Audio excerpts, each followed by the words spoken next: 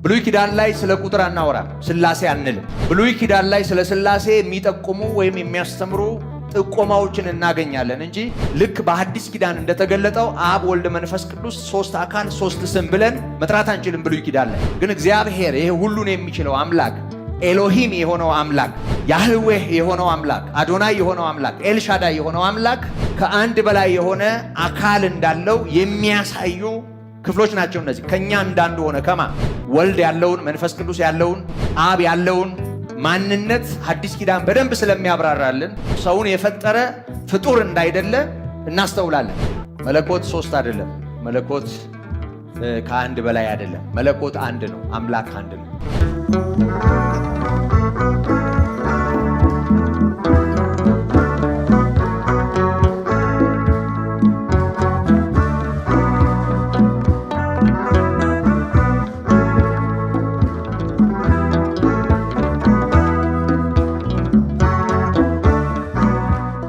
በስመ አብ ወወልድ ወመንፈስ ቅዱስ አሐዱ አምላክ አሜን።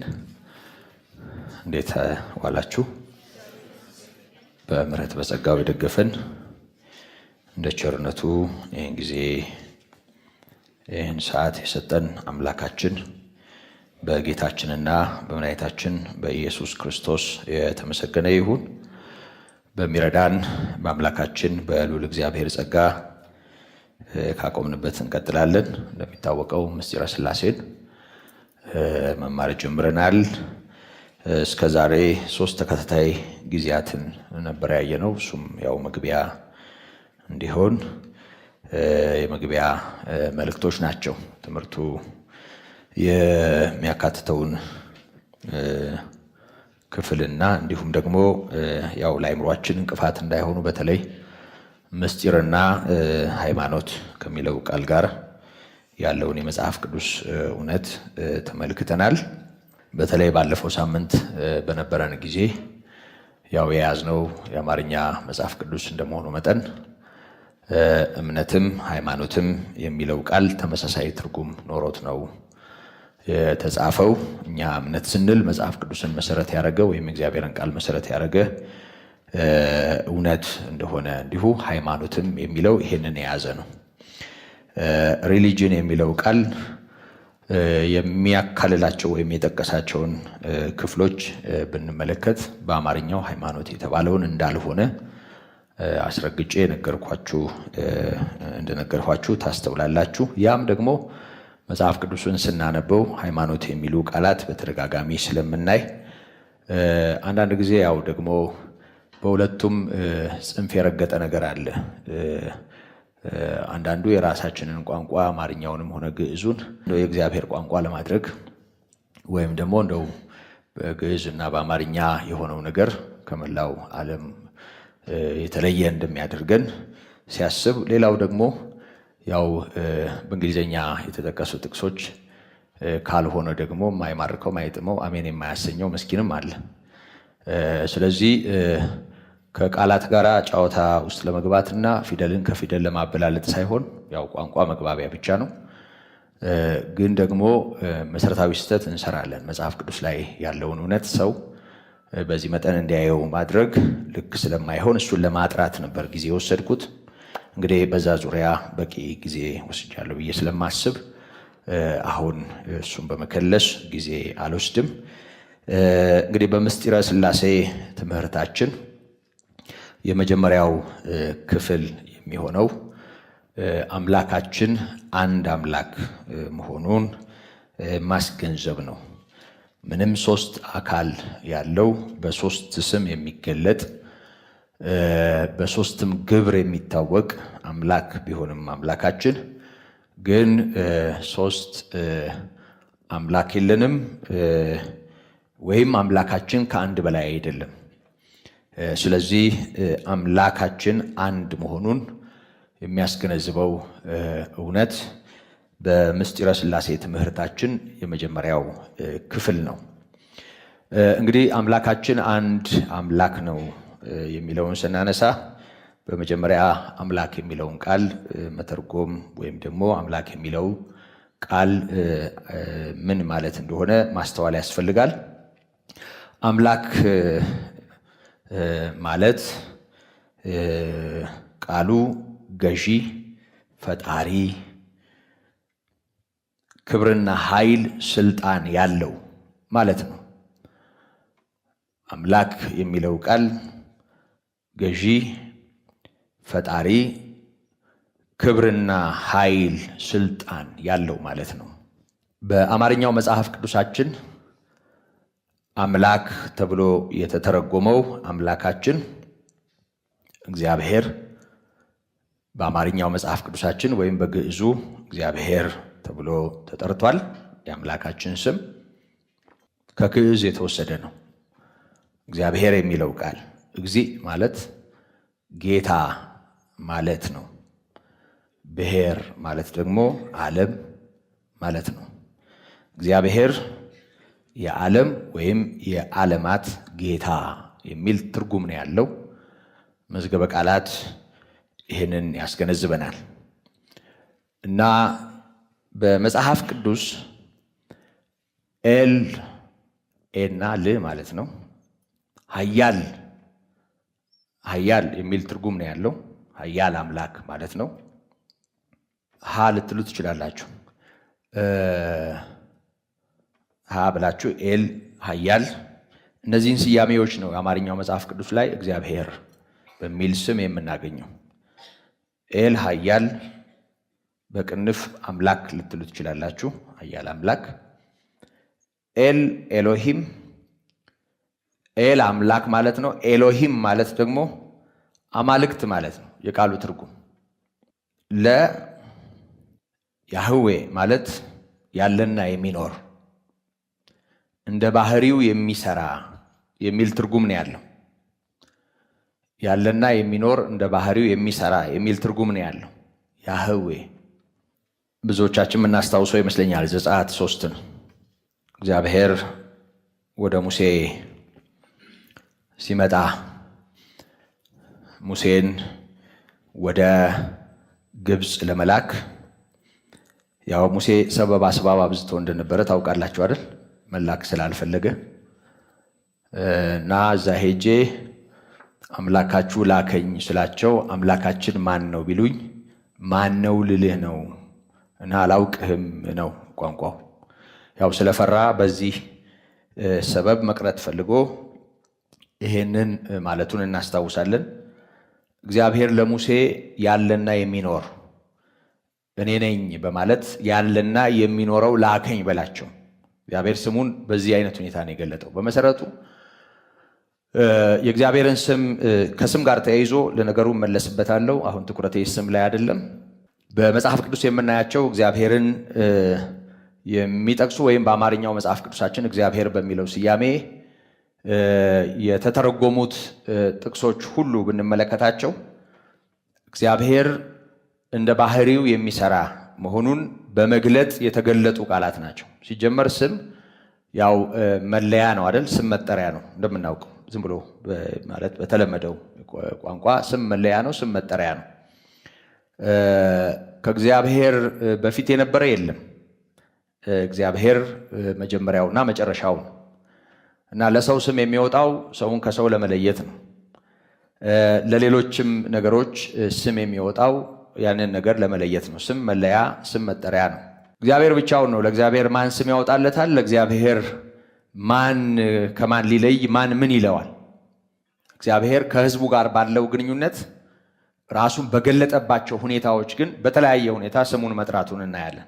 ከዚህ የተነሳ ያለና የሚኖረው ላከኝ ብለህ ንገራቸው፣ ስሜ ያለና የሚኖረው ነው ብሎታል። ያህዌህ የሚለው ቃል ይህንን እውነት የያዘ ነው ትርጉሙ። አማርኛው ላይ ያለና የሚኖር ተብሎ የተተረጎመው ይሄ ነው እና ያለና የሚኖር እንደ ባህሪው የሚሰራ እና ያህዌህ የሚለው ቃል ያለበትን ማዞሬቲክ ቴክስት በሚባለው የዕብራይስጥ የመጀመሪያ ቅጂ ላይ በኋላ ያው በሰብትዋጀንት ወይም ደግሞ በሰባው ሊቃናት ወደ ግሪክ ከመለወጡ በፊት በነበረው የመጽሐፍ ቅዱስ እውነት እነዚህን ስያሜዎች የያዘውን የአማርኛው መጽሐፍ ቅዱስ እግዚአብሔር ብሎ ጠርቶታል። እና ሌላው እና ሶስተኛው አዶን የሚለው ቃል ነው። አዶን ማለት ጌታ ማለት ነው። አዶናይ ሲባል ሰምታችኋል። አዶን ጌታ ማለት ነው። እና አምላክ ብለን ስንጠራ ወይም አምላካችን ብለን ስንጠራ ይሄንን ልዑል ማለት ኃያል የሆነውን ያለና የሚኖረውን ጌታ የሆነውን ልትሉ ትችላላችሁ። ሁሉን አዋቂ የሆነውን ነው የምንጠራው። አንዳንዴ በምጸት የተገለጡ ቃላትን ያው በክፍሉ እናያቸዋለን።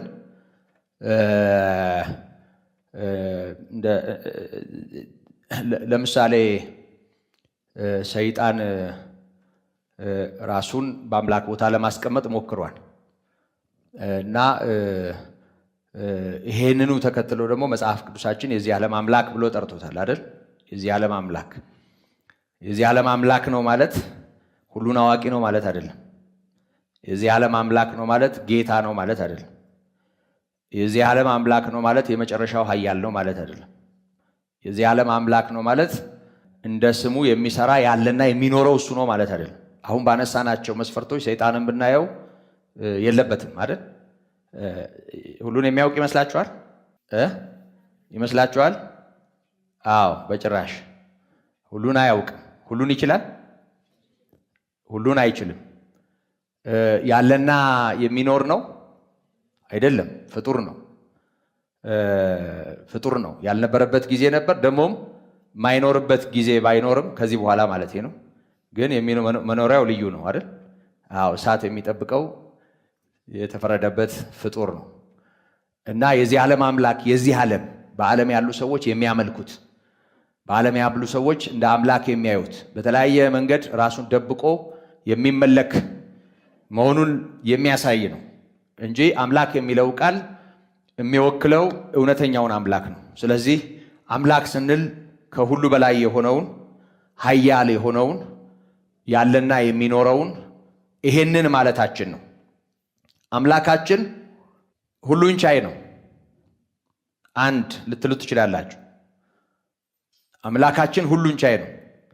ዘፍጥረት 17 አንድን ታስታውሳላችሁ? ለአብርሃም እግዚአብሔር ሲገለጥ ሁሉን እንደሚችል አምላክ ነው የተገለጠለት። እኔ ኤልሻዳይ ነኝ ያለው። ኤልሻዳይ ማለት ሁሉን ቻይ ማለት ነው። ኢዮብ 42:2 ላይ ሁሉን ታደርግ ዘንድ ቻይ እንደሆንክ ሐሳብህም ይከለከል ዘንድ ከቶ እንደማይቻል አወቅኩ ይላል። ሁሉን ማድረግ የሚችል ኤልሻዳይ ነው አምላካችን። ሉቃስ 1:35 ላይ ለድንግል ማርያም ባቀረበው ማብራሪያ መልአኩ ቅዱስ ገብርኤል በውኑ ለእግዚአብሔር የሚሳነው ነገር አለን የሚል ጥያቄ ጠይቋል። መልሱ ምንድን ነው? ምንም ነገር። ስለዚህ ሁሉን የሚችል አምላክ ነው። በዘፍጥረት 35:11 ላይ ለያዕቆብ ሁሉን እንደሚችል አምላክ ራሱን ገልጧል። ስለዚህ አምላክ ብለን ስንጠራ የሆነ ቦታ ላይ በስማቸው የተጠራረበ ጣውላም ይሁን ድንጋይ የሚወክላቸው የሆኑ ውስን የሆኑ ነገሮች ማለት አይደለም። እኛ አምላክ ስንል ኤልሻዳይውን ሁሉን ቻዩን ነው። አምላካችን ኤልሻዳይ ነው። ኤልሻዳዩ ደግሞ አንድ ነው። ይሄንን ለማንም አንሰጥም። ስለዚህ አምላክ ስንል ኤልሻዳዩ ማለታችን ነው። ሁለተኛ አምላካችን የማይለወጥ ነው ወይም የማይለዋወጥ ነው። መዝሙር 33:11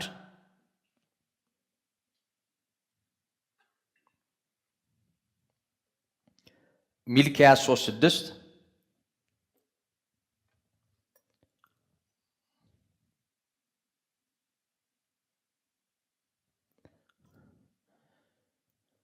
ዕብራውያን 6:11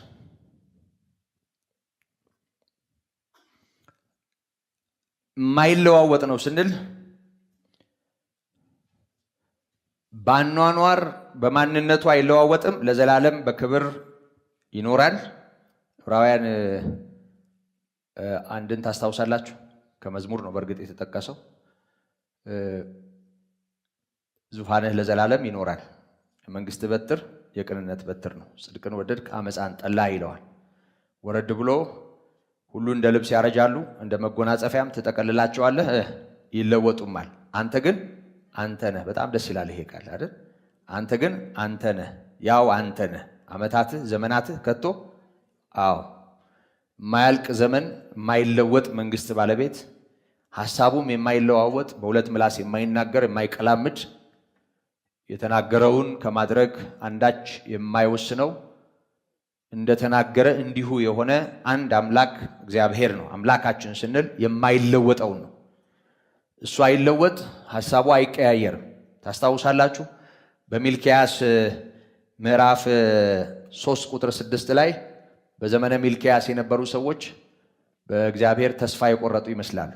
አኗኗራቸው፣ ሁሉ ነገራቸው የምታስታውሱት ይመስለኛል። እሱን የመጽሐፍ ክፍል አዲስ ኪዳን መግቢያ ላይ የምናገኘው የብሉይ ኪዳን የመጨረሻው መጽሐፍ ማለት ነው። እና ይሄ ዝምታ ዘመን የሚባለው ዘመን ወይም ዘመነ መቃብያን ይሉታል በሌላ አነጋገር፣ ያ ዘመን ከመጀመሩ በፊት የነበረው ዘመን በመጽሐፍ ቅዱስ ቋንቋ የዝምታ ዘመን ተብሎ ነው። እግዚአብሔር ዝም ያለበት፣ ነቢይም ባለራእይም ወደ ሰው ልጆች ያላከበት ጭጭ ያለበት ዘመን ነው። መጽሐፍ ቅዱስ አጥኚዎች የዝምታ ዘመን ይሉታል። ዮሐንስ እስከ ተወለደበት እና የመጨረሻው የብሉይ ኪዳን በብሉይና በአዲስ ኪዳን መካከል ያለ ነቢይ ሆኖ ከመገለጡ በፊት የነበረው ዘመን ወይም በአዲስ ኪዳንና በብሉይ ኪዳን የመጨረሻ መጽሐፍ መሃል ማለት ነው። እና በዛ ዘመን የነበሩ ሰዎች በእግዚአብሔር ላይ ያላቸው ነገር የሞተ ስለሆነ ሐሳባቸው ብዙ ነገራቸውም ቀዝቅዞ ስለነበር ያ ተጽዕኖ ደግሞ ኑሯቸው ውስጥ ነበር፣ ትዳራቸውም ውስጥ አምልኳቸውም ውስጥ ነበር። እዛ ዝርዝር ውስጥ አልገባም ጊዜውን እንዳልወስድ ብዬ ነው። የሆነ ሆኖ እግዚአብሔር ሲገለጥ የምትናፍቁት ምዕራፍ 3 የመጀመሪያው አንቀጽ ላይ የምትናፍቁት የቃል ኪዳን መልእክተኛ ይመጣል ይላል። እሱም እንደ አጣቢ ሳሙናና እንደ አንጥረኛ እሳት ነው ይላል። ምን ማለት ነው ይሄ? እግዚአብሔር የሰጠውን ተስፋ አላጠፈም፣ እግዚአብሔር ኪዳኑንም አልለወጠም። የሚጠበቀው የቃል ኪዳን መልእክተኛ ይመጣል የሚል መልእክት ያስተላልፋል። ከዛ ሲቀጥል ያዕቆብ ሆይ እኔ እግዚአብሔር አልለወጥምና ስለዚህ የጠፋህ አይደለህም ይላል። ያ ማለት እግዚአብሔር እንደተናገረው እንዲሁ ስለሆነ ስለማይለወጥ እግዚአብሔርን በተስፋ የሚጠብቁ ሰዎች ይሄንን እንዲያስተውሉ የተደወለ ደውል ነው እና የምትጠብቁት የቃል ኪዳን መልእክተኛ ይመጣል፣ እንደ አጣቢ ሳሙና እንደ አንጥረኛ እሳት ነው። ያዕቆብ ሆይ እኔ እግዚአብሔር አልለወጥም ስለዚህ የጠፋህ አይደለህም ይላል እና እግዚአብሔር ሐሳቡ የማይለዋወጥ የማይቀላምድ፣ ትላንትና ባደረገው ነገር እንደገና ሌላ እርማት የማይሰጥ፣ የሁል ጊዜ ልክ የሁል ጊዜ ሕያው የሆነ የማይለዋወጥ አምላክ ነው። መንግስቱ አይሻርም፣ ክብሩ አይናድም፣ ለዘላለም በዘላለም ክብር ይኖራል። ይህ አምላካችን የዘላለም አምላክ ነው። ስለዚህ መዝሙረኛውም ይሄንን ነው የሚያስታውሰን። መዝሙር 33:11 የእግዚአብሔር ምክር ግን ለዘላለም ይኖራል፣ የልቡም ሐሳብ ለልጅ ልጅ ነው ይላል። እኛ አምላክ የምንለው ሐሳቡም ክብሩም ማንነቱም የማይለዋወጠውን ቋሚ ሕያው የሆነውን ነው። ሶስተኛ የማይወሰን ነው። አይወሰንም። በጊዜ አይወሰንም፣ በቦታ አይወሰንም፣ በሁኔታም አይወሰንም። የአየር ንብረት፣ የተፈጥሮ ስርዓት፣ በሰው ልጅ ሕይወት ውስጥ ያለ የትኛውም ሁኔታ እሱን አይወስነው። ጊዜ፣ ቦታ፣ ሁኔታ የማይወስነው አምላክ ነው። መዝሙር 139 ከ1 እስከ 16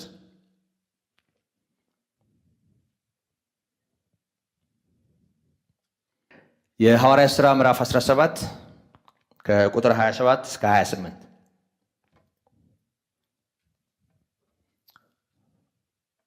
እና መዝሙር 90 ቁጥር 2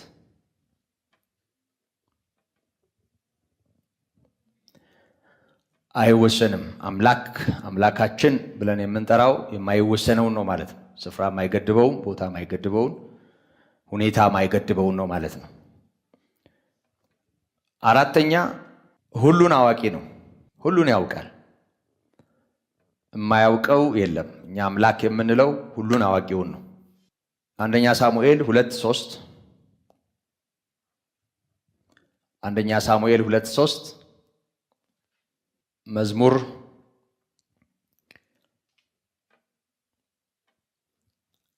38:9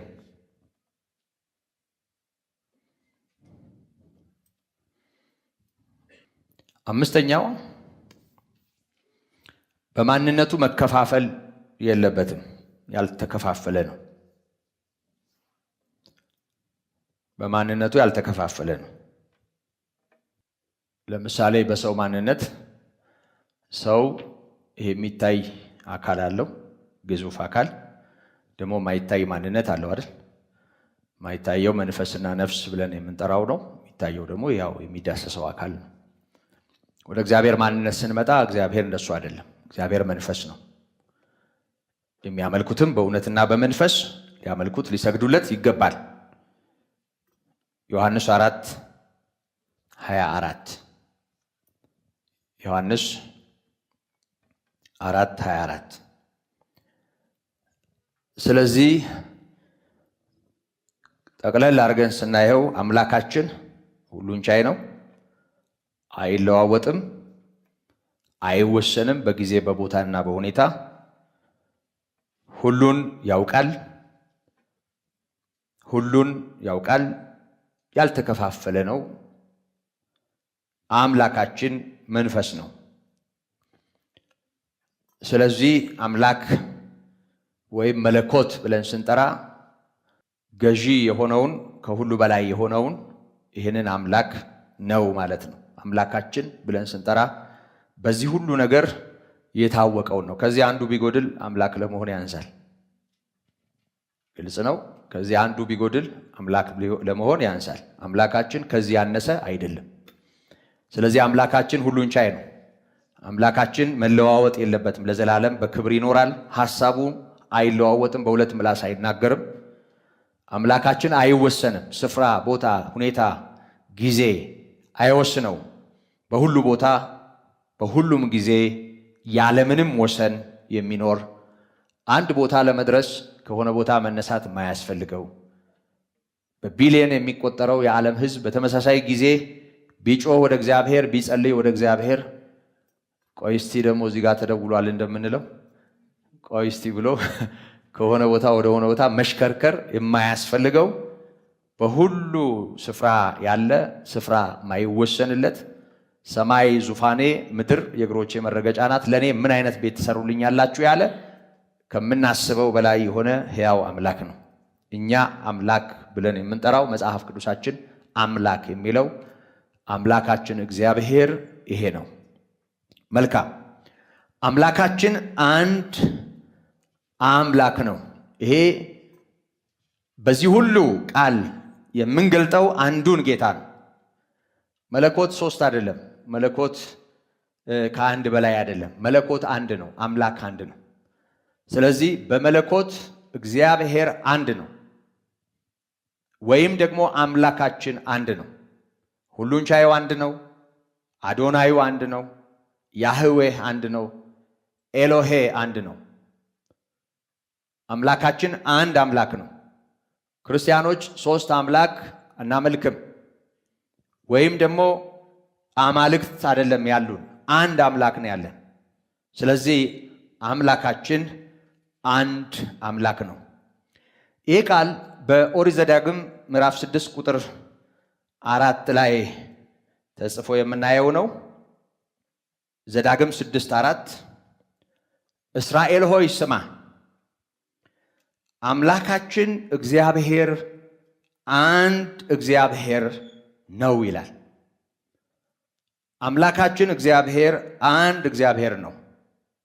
ብዙ ጊዜ ሥላሴን የሚቃወሙ ሰዎች ዘዳግም ላይ ይሄ ተጽፏል አምላካችን አንድ ነው ይላሉ። አንድ እንደዚህ ጣታቸውን እያሳዩ እሱን እኔም ማለት እችላለሁ። አምላካችን አንድ ነው። መለኮት አንድ ነው። አምላክ አንድ ነው። አምላካችን አንድ ነው። ቤተ ክርስቲያንም አምላካችን አንድ ነው ነው የምትለው። ከዚህ የተለየ አምላክ የላትም። አንድ ነው አምላካችን። ከፊደሉ ጋር የተያያዘውን ነገር ለጊዜው ልተወውና ይኸውላችሁ ተጨማሪ አንዳንድ ነገሮች ያስፈልጉኛል፣ ተጽፈዋል። አንድ የሚለው ቃል የዕብራይስጡን ኤሃድ የሚል ፊደል ነው ተክቶ የተጻፈው። አማርኛ ይመስላል፣ ሴሜቲክ ስለሆነ ቋንቋው አንዳንዱ ነገር ከኛ ቋንቋ ጋር ይያያዛል። ሽማ ይስራኤል ኤሎሄይኑ አዶናይ ኤሃድ ይላል። አዶናይ እግዚአብሔር ተብሎ ተተርጉሟል። ኤሃድ ሃን ታቋታላችሁ አይደል? ከምትመስለው ሆኖ ከላይ ቀንድ ያላት ማለት ነው።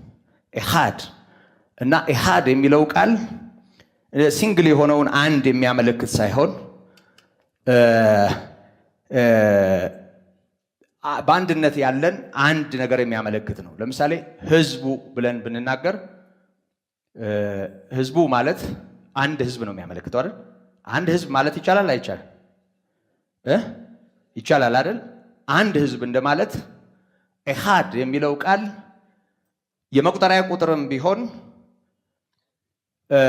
አንድ እንዲህ ነጠላ ነገርን የሚያሳይ ሳይሆን ከአንድ በላይ የሆኑ ነገሮችን የሚገልጥ አንድ ነው። ያሄድ እና ኤሃድ የተለያየ አጠራር አላቸው። እሱን ጽሑፉ ላይ እያየነው ብናየው የተሻለ ይሆናል። ለጊዜው ቁጥሩን ወይም ስሌቱን እንዳለ እናስቀምጠውና አምላካችን አሁንም ቢሆን አንድ አምላክ ነው። ኤሎሄይኑ አዶናይ ኤሃድ። እኛም ድሉን ካገኘን የምንለው ይሄንን ነው። አምላካችን አንድ አምላክ አንድ እግዚአብሔር ነው። ስለዚህ መለኮት አንድ ነው፣ አምላካችን አንድ ነው። አንደኛ ቆሮንቶስ 8:4 ከአንዱም በቀር ማንም አምላክ እንደሌለ እናውቃለን ይላል። አምላካችን ስንት ነው? አንድ ነው። ከአንዱም በቀር አምላክ እንደሌለ እናውቃለን። ገላትያ 3:20 ላይ እስከ 28 ያለውን ማንበብ እንችላለን። እግዚአብሔር ግን አንድ ነው ይላል። አምላካችን ስንት ነው? አምላካችን ማን ነው? እግዚአብሔር ስንት ነው? አንድ ነው። አምላካችን ስንት ነው? አንድ አምላክ ነው። አንደኛ ጢሞቴዎስ 2:5 ላይ አንድ እግዚአብሔር አለና ይላል። በሰውና በእግዚአብሔር መካከል ያለው መካከለኛው ደግሞ አንድ አለ። አንድ እግዚአብሔር አለ። በሰውና በእግዚአብሔር መካከል ያለው መካከለኛው ደግሞ አንድ ነው። ስለዚህ አምላካችን አንድ ነው የሚለው ትምህርት ከአይሁድ ጋር ተመሳሳይ ነው። አንድ አምላክ ነው የምናመልከው። መለኮት አንድ ነው። አምላካችን አንድ ነው። መለኮት አንድ ነው ብለን እንናገር እንጂ አንዱ መለኮት ከአንድ በላይ የሆነ አካል እንዳለው ግን የሚያስረዱ ወይም ደግሞ የሚያሳዩ በብሉይም ሆነ በሐዲስ ኪዳን ብዙ የመጽሐፍ ቅዱስ ክፍሎች አሉ። ምናልባት አዲሱ መደበኛን ትርጉም አይታችሁት ከሆነ ዘፍጥረት 1:1 እግዚአብሔር በሚለው ቦታ ላይ ደቀቅ ባለ ጽሑፍ ኤሎሂም ብሎ ከላይ አስቀምጦታል። ኤሎሂም ማለት አማልክት እንደማለት ነው። አማልክት የሚለው ቃል አምላኮች ለማለት ሳይሆን ከአንድ በላይ የሆነ አካል ያለው መሆኑን ለማመልከት የዕብራይስጡን ቃል እንዳለ ተጠቅሞበታል። እሱን አሁንም ከዛኛው ስሌት ጋር ላስቀምጠውና በግልጽ ዘፍጥረት ምዕራፍ 1 ቁጥር 26 እግዚአብሔር ሰውን በፈጠረበት ጊዜ የተናገረው ቃል አንዱ አምላክ ከአንድ በላይ የሆነ አካል እንዳለው የሚያሳይ ነው። ስለ አካል ካነሳን ስለ ስምም እናነሳለን፣ ስለ ግብርም እናነሳለን። እሱን የምንመለስበት ይሁንና እግዚአብሔር አምላክም አለ ሰውን በመልካችን እንደ ምሳሌያችን እንፍጠር። ሰውን በመልካችን እንደ ምሳሌያችን እንፍጠር። እግዚአብሔር ይህንን አለ፣ እንፍጠር አለ። እቺም ከቅዱስ ሚካኤል ጋር እንዳልፈጠረን ታምኑ ይመስለኛል አይደል? አዎ፣ ሌላ ፍጡር እንዳላገዘው ምታምኑ ይመስለኛል። እንፍጠር ነው የሚለው። እንፍጠር በመልካችን እንደ ምሳሌያችን። መልካችንም የሚለው ምሳሌያችንም የሚለው አስተውሉ። ዛሬው ያህል ደግሞ እንፍጠር የሚል ቃል ብዙ ቁጥር ነው የተጠቀመው። ያለው ማን ነው? እግዚአብሔር። በሌላ ቋንቋ ያለው ማን ነው? አምላካችን። አንዱ አምላክ ፈጣሪ የሆነው አምላክ ሰውን በመልካችን እንደ ምሳሌያችን እንፍጠር አለ። መልካችን የሚለውን ምሳሌያችን የሚለውን እንፍጠር የሚለውን ቃል ይሄንን እናስተውል። ከአንድ በላይ የሆነ አካል መኖሩን የሚያሳይ ነው። እንደገና ዘፍጥረት ምዕራፍ 3 ቁጥር 22 ላይ ዘፍጥረት ምዕራፍ 3 ቁጥር 22 ላይ ሁለቱ ሰዎች ከወደቁ ወይም ከሳቱ በኋላ መልካሙንና ክፉውን ለማወቅ ከእኛ እንዳንዱ ሆነ በማለት አዳምን እግዚአብሔር እንደተናገረው እናያለን። ወይም እግዚአብሔር ስለ አዳም እንደተናገረ እናያለን። ታስተውላላችሁ። ምጸት ነው ይሄ። ምጸት የሚባል ቋንቋ የሚገባችሁ ይመስለኛል አይደል? የውድቀቱ ዋናው ጉዳይ ምንድን ነው? እንደ እግዚአብሔር መሆን አይደል? አዎ፣ ሰይጣን እኮ ያላቸው እንደሱ ነው። በእርግጥ እግዚአብሔር በመልካችን እንደ ምሳሌያችን ብሎ ፈጥሯቸዋል። መልክና ምሳሌ ማለት እግዚአብሔርን ጽድቅ፣ እግዚአብሔርን ቅድስናና ደግሞ ከሌላው ፍጥረት ለየት ብሎ የሚያውቅ የሚያገናዝብ ሆኖ ሰው ላቅ ባለ አእምሮ መፈጠሩ ነው። ከእግዚአብሔር ጋር የሚያመሳስለው ለገዥነት እግዚአብሔር እሱን አክብሮ የፈጠረበት እውነት እንደሆነ የአዲስ ኪዳን መጽሐፍት ያሳዩናል። አስፈላጊ ከሆነ ይህን ተመልሰን ማየት እንችላለን። ከርዕሳችን ስለማይወጣን ጊዜ እንዳልወስድበት ነው። የሆነ ሆኖ እግዚአብሔር በመልኩ ፈጥሮታል። እግዚአብሔር አክብሮ ፈጥሮታል። ሰይጣን ይዞት የመጣው ስብከት ሞትንስ አትሞቱም፣ ይሄን በበላችሁ ቀን እንደሱ ወይም እንደ እግዚአብሔር እንደምትሆኑ ይሄን ስለሚያውቅ ነው የሚል ስብከት ነው የሰበካቸው። እና ምን ሆነ? እነዚህ ሰዎች ወዲያው በኃጢአት እንደወደቁ አይኖቻቸው ተገልጠው ያዩትን ነገር ታስታውሳላችሁ። ራቁታቸውን መሆናቸውን ነው ያወቁት። መቆም አቃታቸው። መጀመሪያ የለበሱት ነገር ነበረ ማለት አይደለም። ይሄን ታውቃላችሁ፣ አይነግረንም መጽሐፍ ቅዱስ። ነገር ግን በግልጽ እንደሚነግረን መጽሐፉ ራቁታቸውን ነበሩ፣ አይተፋፈሩም ነበር ግን ይላል። ሀፍረት የሚባል ቅሌት የሚባል እንደዚህ ፍርሃት የሚባል አልነበረም። ያኔ ንጹሑን ነገር ፍጹም የሆነውን ነገር ቅዱሱን ነው የሚያውቁት። ግን ከእግዚአብሔር መስመር ወጣ ሲሉ ግን አሁን ቅሌት የሆነው ውድቀት የሆነው መከራ የሆነው ነገር ተገለጠላቸው። አያችሁ፣ መልካሙን ያውቁ ነበር፣ ክፉን ማወቅ መጣ ማለት ነው ወደ ህይወታቸው። እና መልካሙንና ክፉን ከምታስታውቅ ስለሚል እግዚአብሔር የደበቀው መልካም ነገር ያለ ይመስላል። አንዳንድ ሰዎች ትምህርቱንም ለማጣመም ለሌሎች አስተምህሮዎችም መነሻ ለማድረግ ይሄንን ሲመዙት እናያለን። ግን ውጤቱ እዛው ነው የታየው። አይናቸው ሲገለጥ ምንድን ነው ያዩት? መቆምን ያቃታቸው አይደል? እርስ በርስ እንኳን ደግሞ እግዚአብሔር ሲመጣ ደግሞ ሮጠው ለመደበቅ ነው የሞከሩት። እና ይሄ ውድቀት ይሄ መከራ የገጠማቸውን እነዚህን ሰዎች ከገነት ሲያባረር ጌታ ወይም ደግሞ ከነበሩበት ስፍራ ሲያስወጣቸው የተናገረው ቃል ነው። በምጸት ነው የተናገረው። መልካሙንና ክፉን ለማወቅ ከኛ እንዳንዱ ሆነ ይላል። ለማንኛውም ከኛ እንዳንዱ የሚለው ቃል እንፍጠር ያለው የተናገረውን መሆኑን እንዳረሰ። ከኛ እንዳንዱ ስንት ናቸው እነሱ? አያችሁ፣ ብሉይ ኪዳን ላይ 3 4 5 6 7 8 10 11 20 ምናምን ማለት አንችልም። ብሉይ ኪዳን ላይ ስለ ቁጥር አናወራም፣ ስላሴ አንልም። ብሉይ ኪዳን ላይ ስለ ስላሴ የሚጠቁሙ ወይም የሚያስተምሩ ጥቆማዎችን እናገኛለን እንጂ ልክ በአዲስ ኪዳን እንደተገለጠው አብ ወልድ መንፈስ ቅዱስ 3 አካል 3 ስም ብለን መጥራት አንችልም። ብሉይ ኪዳን ላይ ግን እግዚአብሔር ይሄ ሁሉን የሚችለው አምላክ፣ ኤሎሂም የሆነው አምላክ፣ ያህዌህ የሆነው አምላክ፣ አዶናይ የሆነው አምላክ፣ ኤልሻዳይ የሆነው አምላክ ከአንድ በላይ የሆነ አካል እንዳለው የሚያሳዩ ክፍሎች ናቸው እነዚህ። ከኛ እንዳንዱ ሆነ ከማ እንፍጠር ያለው እንፍጠር ከመፍጠር ጋር ተያይዞ ማን ነው ከእግዚአብሔር ጋር ተቀላቅሎ አብሮ ሊፈጥር የሚችል ፍጡር? እንፍጠር ያለው እሱ ከኛ እንዳንዱ ሆነ በማለት መናገሩን ስናይ እግዚአብሔር በምጸት የተናገረው ቢሆንም ግን ከኛ የሚለው ቃል የሚጠቁመን የሚያስረዳን የሚገልጥልን ፍንጭ የሚሆነ ነገር እንዳለ እናስተውላለን። መልካሙንና ክፉን ለማወቅ ከኛ እንዳንዱ ሆነ ነበር ያለው። በደንብ ግልጽ ያለ ጠቋሚ ከኛ እንዳንዱ ሆነ። ይሄ የሐዲስ ኪዳን መጽሐፍ ቢሆን ኖሮ ወይም ወንጌላት ላይ ያገኘነው መጽሐፍ ቢሆን ኖሮ ከኛ እንዳንዱ ሆነ የሚለው ላይ ከታች ከአብ ከወልድ ከመንፈስ ቅዱስ እንዳንዱ ልንለው እንችል ነበር ማለትም ነው። ምክንያቱም እንፍጠር ብሎ የፈጠረ ከአብ ከወልድ ከመንፈስ ቅዱስ ውጪ ሊኖር አይችልም። አዲስ ኪዳን ላይ የተብራራ ነው ትምህርቱ፣ በደንብ የተገለጠ ነው ትምህርቱ። ወልድ ያለውን መንፈስ ቅዱስ ያለውን አብ ያለውን ማንነት አዲስ ኪዳን በደንብ ስለሚያብራራልን ፈጣሪ ብለን የምንጠራው ፍጡር እንዳይደለ ወይም ደግሞ ሰውን የፈጠረ ፍጡር እንዳይደለ እናስተውላለን። የሆነ ሆኖ አሁን ቁጥሩ ላይ ነው ትኩረት የዚህ ክፍል ላይ ከኛ እንዳንዱ ብሎ እግዚአብሔር ነው የተናገረው። ክፉና መልካሙን ለማወቅ ከኛ እንዳንዱ ሆነ። አሁን ሁሉን አዋቂ የሆነው እግዚአብሔር ከኛ እንዳንዱ ሆነ።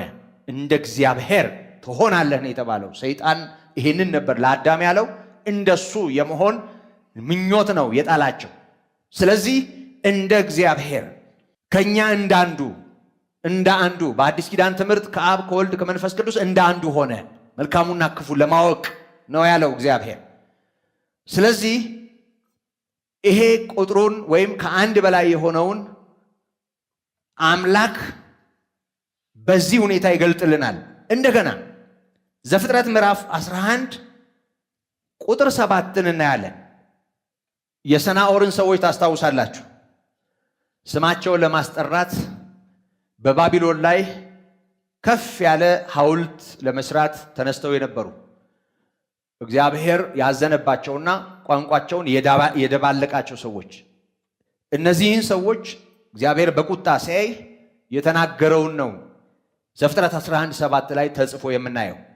ኑ እንውረድ፣ አንዱ የአንዱን ቃል እንዳይሰማ ቋንቋቸውን እንደባልቀው አለ።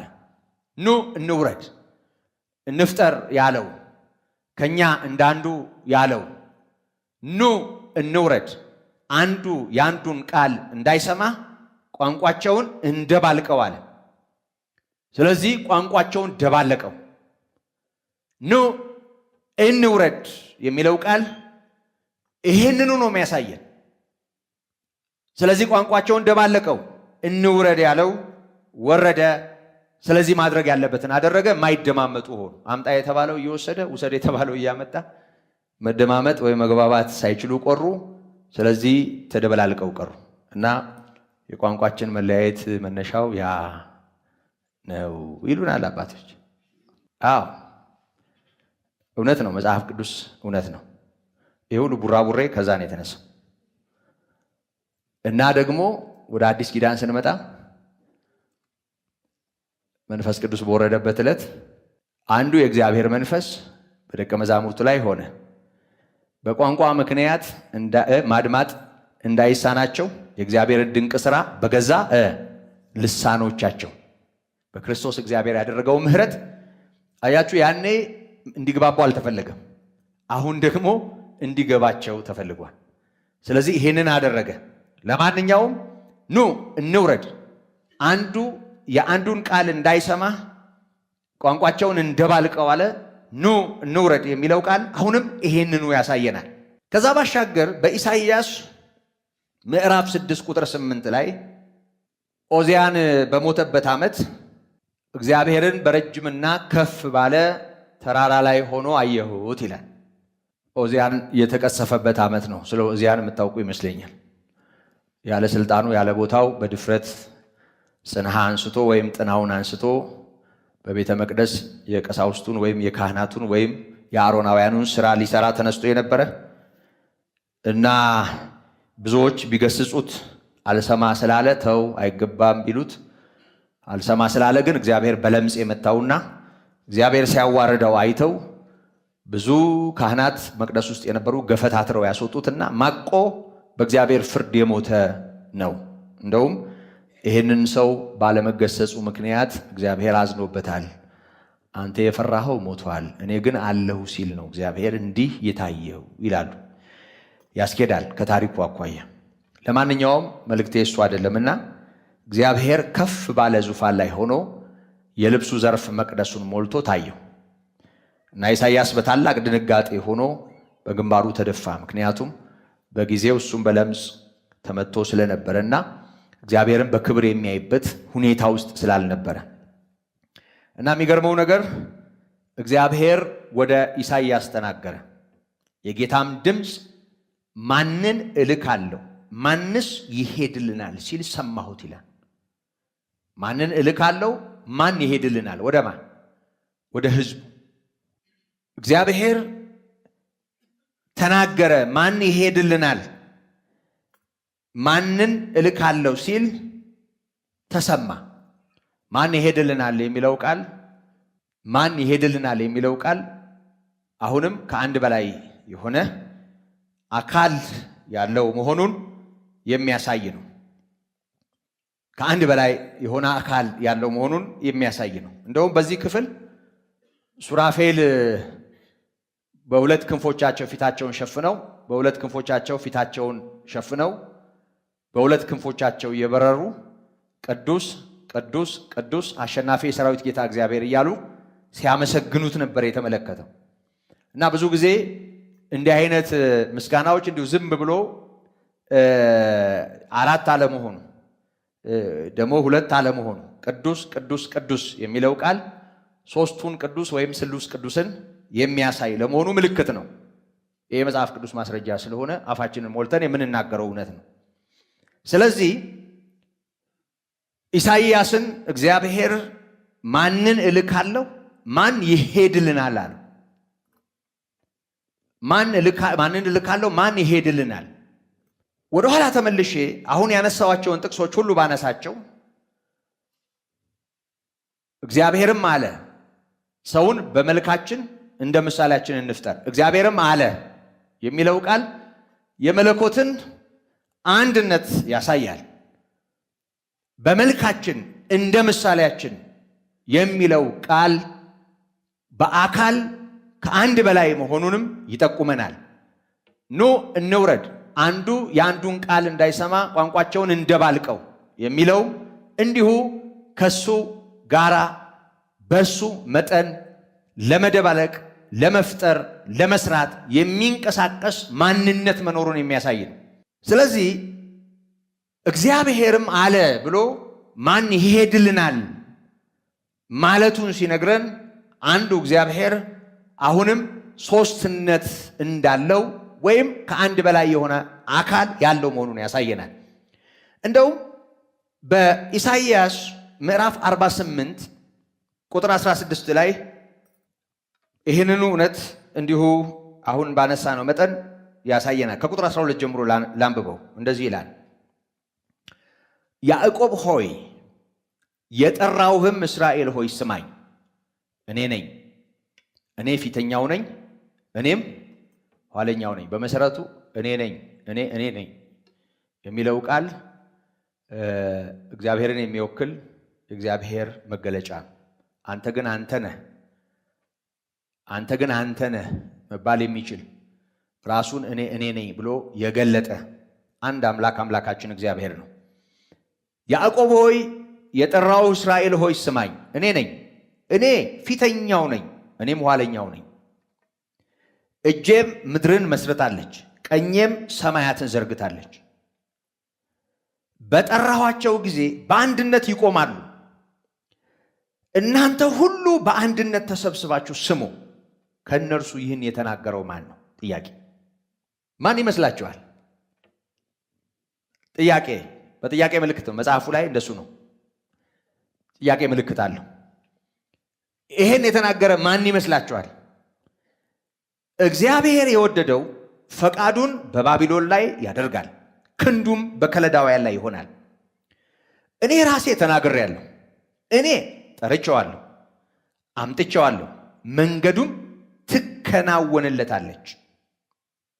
ወደ እኔ ቅረቡ፣ ይህንንም ስሙ። እኔ ከጥንት ጀምሬ በስውር አልተናገርኩም፣ ከሆነበት ዘመን ጀምሮ እኔ በዚያ ነበርኩ። አሁንም ጌታ እግዚአብሔርና መንፈሱ ልከውኛል። ክብር ለስሙ ይሁን። ማን ነው ይሄ?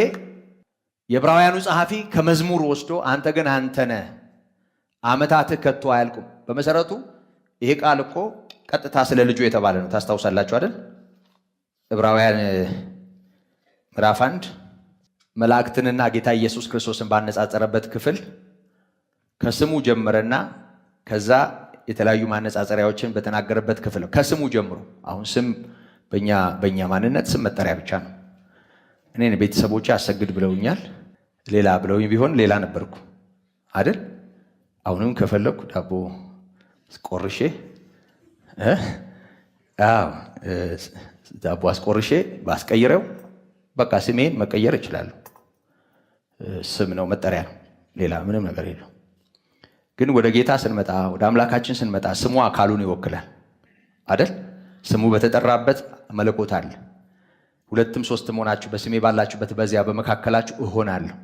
ስሙ ስም ብቻ አይደለም አይደል? ንስሐና የኃጢአት ስርየት ይሰበክበታል።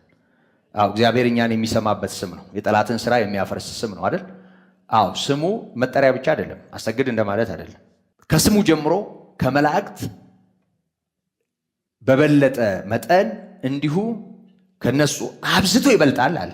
ስሙ ምን ማለት ነው? በሌላ ቋንቋ ከሚካኤል ከሙሉ አካሉ መንፈስ ከሆነው የእሳታዊ ከሆነው መልአክ ኢየሱስ የሚለው ስም ይበልጣል። ምክንያቱም ሰውን ከጨለማ ወደ አስደናቂ ብርሃን ካሻገረ፣ በተጠራበት መለኮት ካለ፣ ስሙ የጸና ግንብ ሆኖ ጻድቅ ወደ እርሱ ሮጦ ከፍ የሚል ከሆነ እንደዚህ ማን አለ ከአምላክ በቀር? ስሙ ከመላእክት ስም አይደለም የሚለው ስሙ ከመላእክት በበለጠ መጠን አካሉ ወይም ራሱ ደግሞ ከነሱ በምን ያህል አብዝቶ ይህን ማነጻጸሪያ በሰጠበት ክፍል መላእክቱን፣ መናፍስት፣ አገልጋዮቹን የእሳት ነበልባል የሚያደርግ መሆኑን ይናገራል። ይህንን የሚያደርገው እሱ መሆኑን ይናገርና ይወላችሁ ስለ ልጁ አምላክ ሆይ ዙፋንህ እስከ ዘላለም ድረስ ይኖራል። ቃል በቃል ስለ ልጁ እኮ ነው የሚለው። አይታችሁታል አይደል?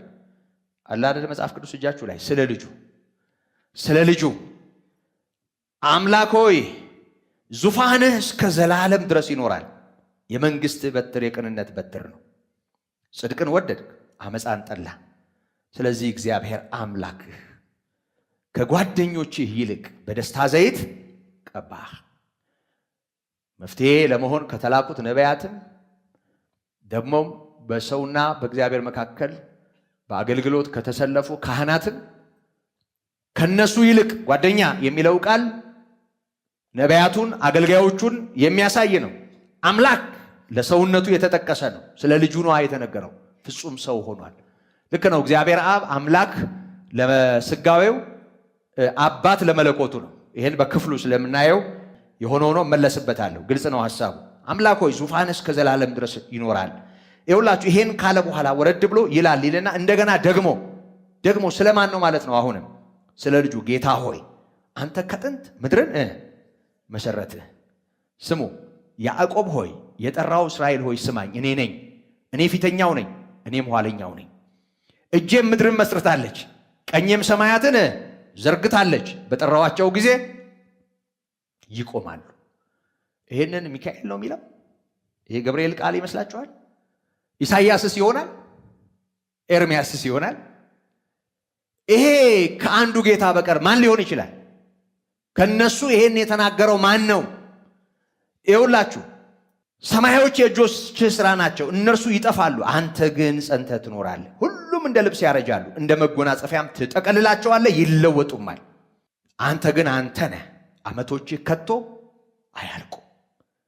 የማይፈጸም ዘመንና ዙፋን ባለቤት ከጥንት ሰማያትን የፈጠረ ምድርን የዘረጋ እሱ ነው። አሁን በኢሳይያስ በኩል እየተናገረ ያለው እርሱ